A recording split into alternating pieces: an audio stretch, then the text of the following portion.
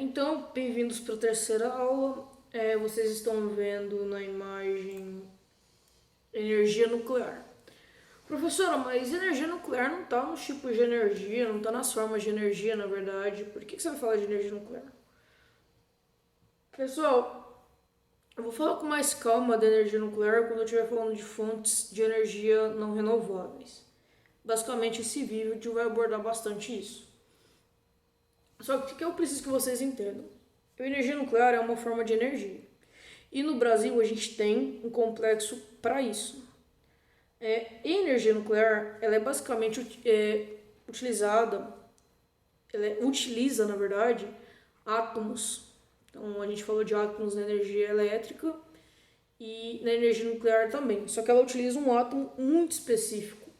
É um elemento que a gente chama de urânio. Vocês estão vendo aí na imagem o urânio. Quando você encontra o urânio, ele é um mineral, você encontra ele minerando regiões ricas em urânio, você encontra ele. Só que o urânio ele é extremamente radioativo, quer dizer, ele pode causar doenças cancerígenas. Câncer, né? Então ele pode causar câncer, mutações no corpo, câncer em si. E no Brasil a gente eu não me recordo, eu vou falar pra vocês mais no final do vídeo que eu coloquei em um do material, mas agora de cabeça eu não me recordo se está ativo no Brasil.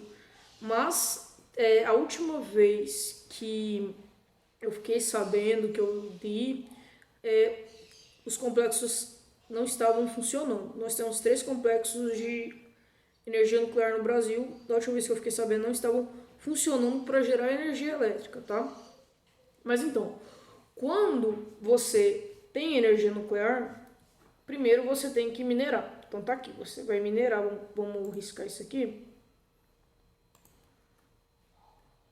Então você vai primeiro minerar. Minerou, você vai fazer a conversão do tipo de urânio. Isso aqui é a fórmula química dele, então desse tipo para esse tipo. E depois você enriquece ele. Basicamente, vamos voltar aqui pro lado esquerdo da tela, você sai, cadê a setinha? Desse urânio aqui, que é encontrado esse ou esse, né, que são encontrados na mineração, para esse daqui, tá bom? Então, você sai de um urânio mineral para um urânio enriquecido. Quando você faz esse enriquecimento, você, por algum motivo, eles voltam o tipo de urânio para o original. Só que, olha a diferença aqui. No início tem U3O8. No final que você vai usar, o enriquecido, é o O2. Basicamente, ele tem menos oxigênio do que ele tinha. E ele então é fabricado pastilhas. Pastilhas parecem, não vou falar que parece balinha, né? Mas parece uns discos de rock. Eu já vi algumas pastilhas em vídeos. Posso deixar link também para vocês verem. E quando então ocorre essa fabricação dessas pastilhas, eles são levados para a fabricação do elemento combustível. E ocorre dentro de um reator químico, ocorre toda a geração de energia. Aqui em cima a gente tem um desenho que mostra como isso acontece. Então você vai gerar a radiação num gerador e num reator, né? Que tem para você gerar energia nuclear, você tem todo um procedimento de controle, viu, pessoal? Não é simplesmente vou pegar o urânio, vou pôr ele ali e pronto, tem energia nuclear. Não, tem todo um processo, até porque você tem que evitar acidentes, tá? Mas eu não vou focar muito. Só que por que ele não está listado como as fontes de energia, formas de energia? Ele entra em energia química, de certa forma, porque precisa dos átomos, precisa daquilo ali tudo. Só que a energia nuclear, ela tem um grande processo por trás, porque desde da Guerra Fria e um pouco depois, inclusive, tem tratados pelo mundo de que não se pode utilizar armas nucleares, porque uma guerra nuclear dizimaria boa parte da população mundial, se não toda a população mundial. Então, essa questão de energia nuclear, muitos países abriram mão por causa da questão de armas nucleares, tá? Deixa eu apresentar para vocês minha filha, que está aqui me chamando. Essa é a Júpiter, tá? Né, Júpiter? Que ela vai participar da aula a partir de agora. Então, vocês estão vendo aí, vamos seguir a aula. Então, nós temos dois tipos de energia, pessoal. Energia renovável e energia não renovável, tá? E a Júpiter vai explicar para vocês. Júpiter, vamos? Energias renováveis, pessoal, são aquelas que podem ser regeneradas. Quer dizer, é uma energia que ela não acaba, tá bom? E energias não renováveis, em algum momento, ela vai acabar. A maior parte que a gente discute são energias que vêm de combustíveis fósseis, como o petróleo, gás natural e o carvão mineral, tá bom? Né, Júpiter? E energia nuclear entra nisso também, entra energia não renovável. Tá? Então, deixa eu mostrar aqui para vocês. Aqui nós temos uma imagem que deixa eu deixar a Júpiter de dormir, que ela já pediu os cantos. Tchau, Júpiter. Nós temos uma imagem aqui que retrata os tipos de fontes de energia. Então, nós temos não renováveis, como eu falei para vocês, petróleo, gás natural, carvão e energia nuclear. E fontes de energia renováveis. Aí uma musiquinha de fundo, né? As energias renováveis são solar, energia geotérmica, energia de ondas ou de marés, que a gente chama de ondomotriz ou maremotriz, energia hidráulica, que é basicamente energia hidrelétrica, eu sempre falo errado, energia da biomassa e energia eólica ou do vento, tá bom? Então, hoje, nessa aula, nosso foco é energia não renovável. Então, como energias não renováveis, a gente tem principalmente combustíveis fósseis, que a gente vai focar muito em petróleo, gás natural e carvão mineral, tá bom? Aqui nós temos a forma mais comum de utilização de retirada, da retirada do petróleo, petróleo e gás natural no geral, porque normalmente onde tem petróleo existe gás natural, tá bom? O Júpiter. Então, vocês estão vendo aí uma plataforma, na primeira e na segunda imagem tem a mesma plataforma. Uma plataforma que a função dela é buscar o petróleo, retirar o petróleo de regiões aquáticas. Por quê? Vocês olhando nessa primeira imagem aqui, deixa eu colocar uma setinha nela também.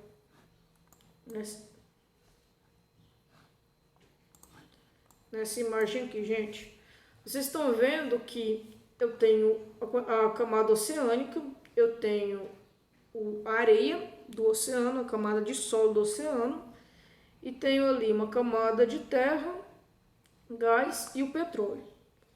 Então, essas plataformas, elas perfuram a terra e retiram o gás e o petróleo ali.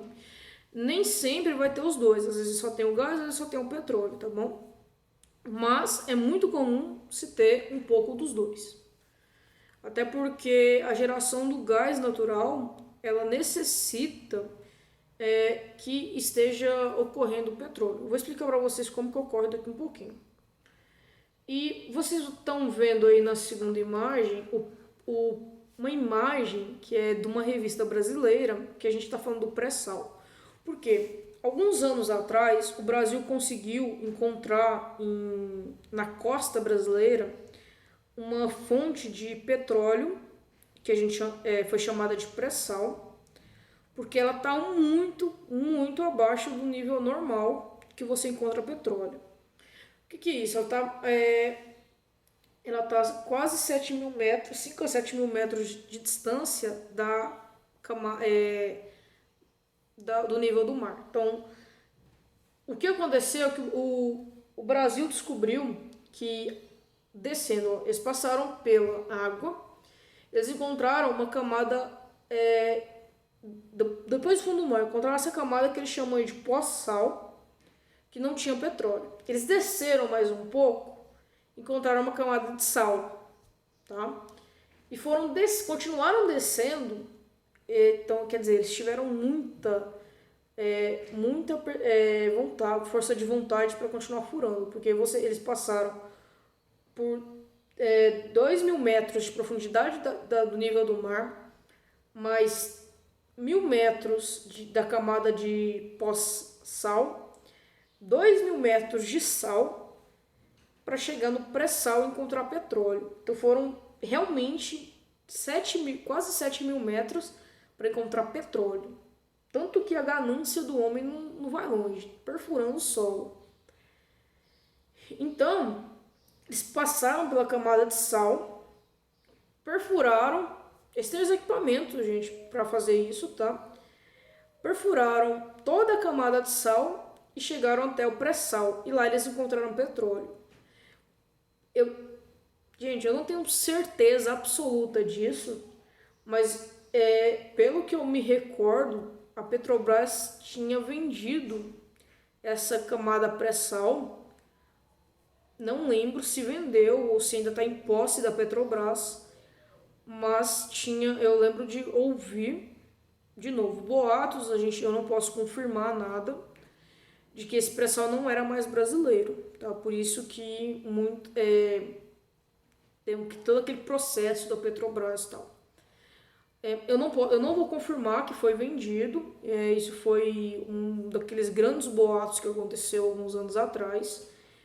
O que a gente pode dizer é que o Brasil conseguiu chegar nessa camada e, teoricamente, era para o preço dos combustíveis no Brasil terem baixado drasticamente, já que o Brasil tinha a sua própria fonte de combustível fóssil, tá? Só que, ao contrário, é justamente por isso que surgiram esses boatos de que o pré-sal tinha sido vendido, tá? Que o nosso combustível fóssil, né? Nossa gasolina, nosso diesel, nosso álcool, o etanol foi lá em cima, etanol nem tanto, o álcool mesmo, né? Foi lá em cima o preço, que até antes da quarentena ele estava quase R$ 5, tá? Eu acho que agora durante a quarentena ele deu uma queda.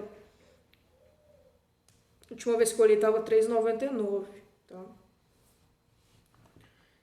E por que a gente chama isso de fonte não renovável? Porque para você ter o petróleo ali nessa região, precisou que milhares, milhões de anos atrás, bilhões talvez, seres vivos, plantas ou animais, morressem e fossem soterrados para gerar aquilo ali. Vou explicar para vocês um pouco agora. Aqui, nós temos essa imagem aqui, tem no livro de vocês de ciências, eu peguei do link, que se vocês quiserem, esse link eu deixo para vocês também, só me pedir nos comentários. Então aqui vocês têm uma refinaria de petróleo, nesse desenho. Pessoal, a refinaria de petróleo não necessariamente é só na água, tá? Porque ela foi um exemplo. Nós temos também refinarias de petróleo, principalmente na América do Sul, região... No Brasil eu não me recordo, mas eu sei que nos países vizinhos tem bastante, tanto de gás natural quanto de petróleo, tá? O petróleo em si.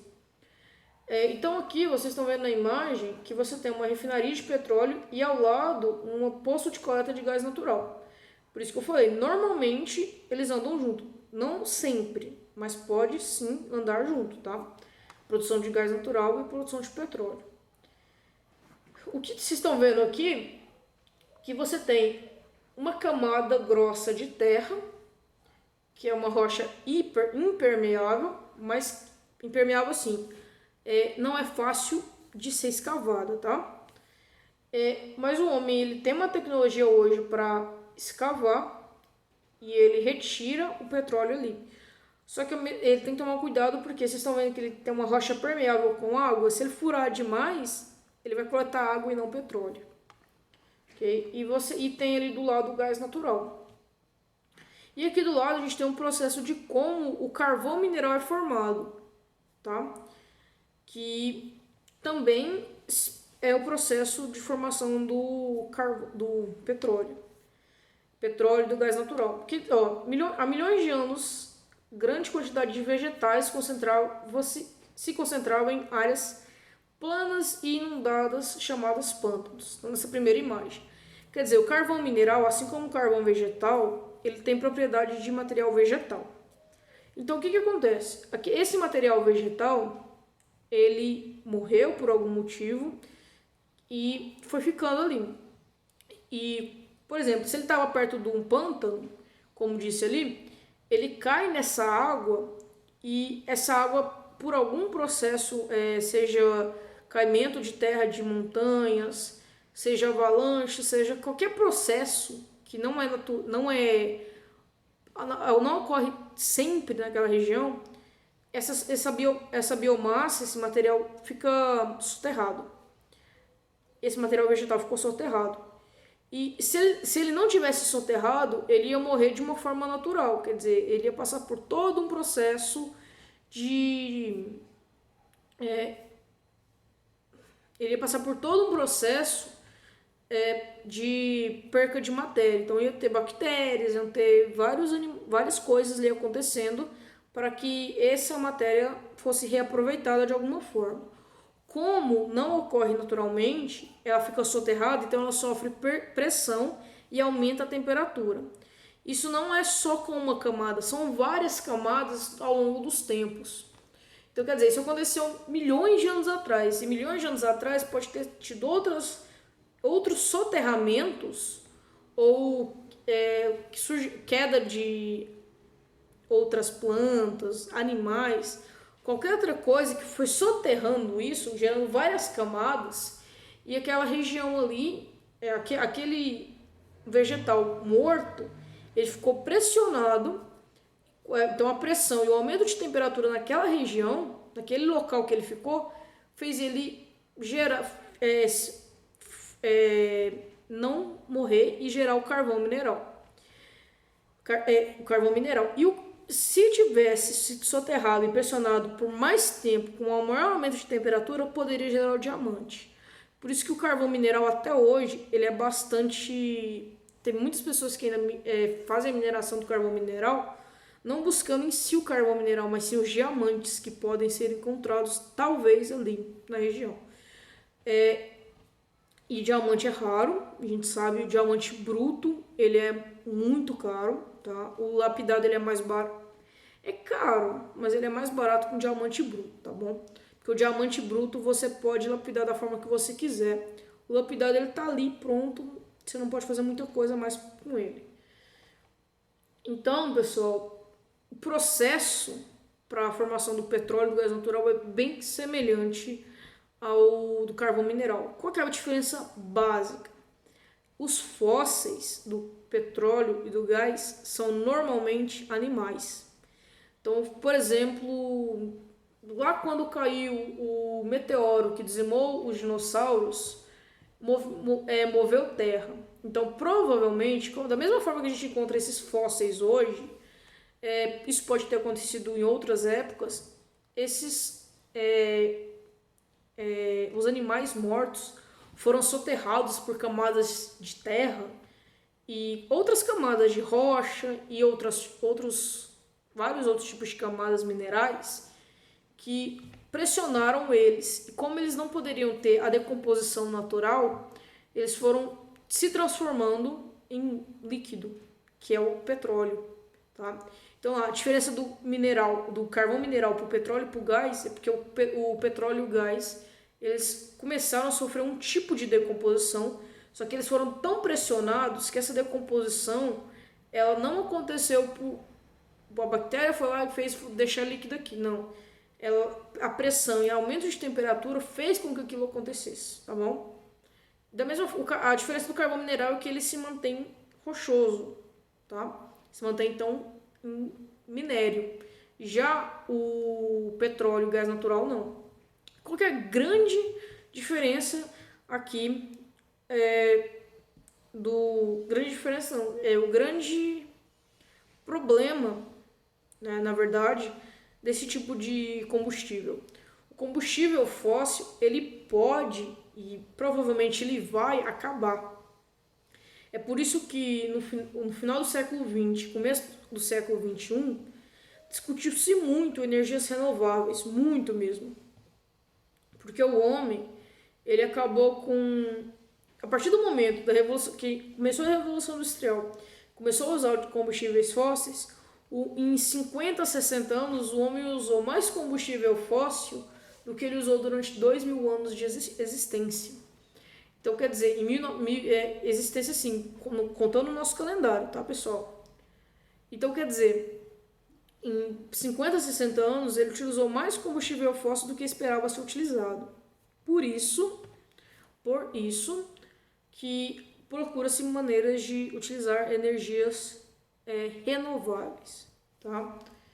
No final aqui a gente tem mais um pouco de energia nuclear, que eu comecei o vídeo falando, vou terminar o vídeo falando disso.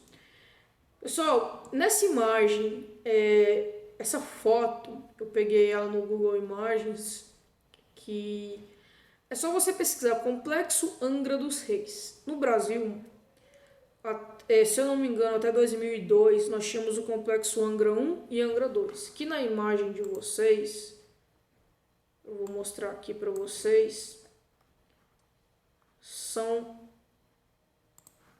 esses complexos aqui atrás na imagem, Complexo Angra 1 e Angra 2, tá?